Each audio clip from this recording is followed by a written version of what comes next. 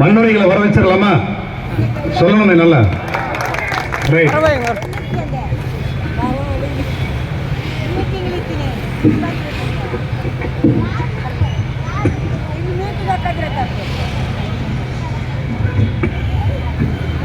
பேரன்பு கொண்ட பெரியோர்களே, அருமை தாய்மார்களே, அன்பு கொண்ட சகோதர சகோதரிகளே, என் உயிரினும் மேலான அன்பு தமிழ் நெஞ்சங்களே, உங்கள் அனைவருக்கும் என் நன்றி கடந்த வணக்கத்தை தெரிவித்துக் கொள்கிறேன். இன்னைக்கு 25ஆம் ஆண்டு குடிநாள் விழாவில் உங்க ஊர் கவுண்டம்பாளையத்தில் பேசுறத நினைச்சா மனசுக்கு ரொம்ப சந்தோஷமா இருக்கு.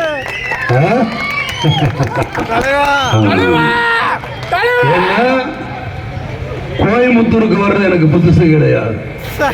எனக்கு பெரும்பாலான நண்பர்கள் தமிழகத்தில் எல்லா மாவட்டத்திலும் இருக்காங்க.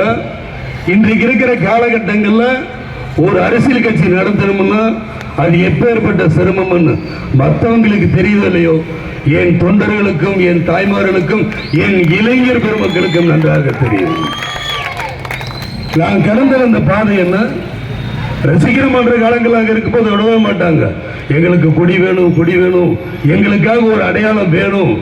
நாங்க ரசிகர் மன்றம் சொன்னா யாரும் மதிக்க மாட்டேங்கிறாங்க, எங்களுக்குன்னு ஒரு அடையாளம் வேணும்னு என் ரசிகர்களாய் அன்பு உயிரின் மேல அன்பு தமிழ் நெஞ்சு நீங்க கேட்டதுனாலதான் நான் அந்த மூவண்ண கொடியை உங்களுக்கு நான் கொடுத்தேன்.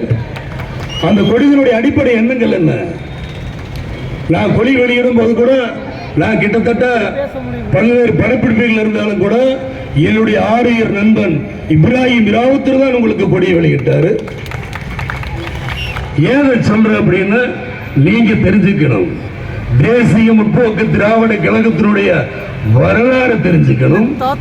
மற்ற கட்சிகளுக்கெல்லாம் நிகழ்ச்சிகள் கிடையாது. ஏதோ ஒரு நிகழ்ச்சி சொல்லுவாங்க, இந்த கட்சி இந்த நாள் தான் ஆரம்பிச்சாங்கன்னு. ஏதாவது ஒரு கட்சி விழா நடத்துறாங்களா? நம்ம கட்சிக்கு இருக்க செப்டம்பர் 14 ரைட், கொடிநாள் பிப்ரவரி 12 கொடிநாள் இருக்கு, தலைவருக்கு பிறந்தநாள் இருக்கு. ஆக தேசிய முற்போக்கு திராவிட கழகத்துக்கு மட்டும்தான் நிறைய விழாக்கள் இருக்குன்னு சொல்றேன். மற்றவங்க எல்லாருமே ஏமாத்துவாங்க, கவரிசு திட்டங்களை போட்டு ஏமாத்துவாங்க. நான் அப்படி இல்லையா, வளர்ச்சி திட்டங்களை தான் சொன்னேன். நான் முதல் முறை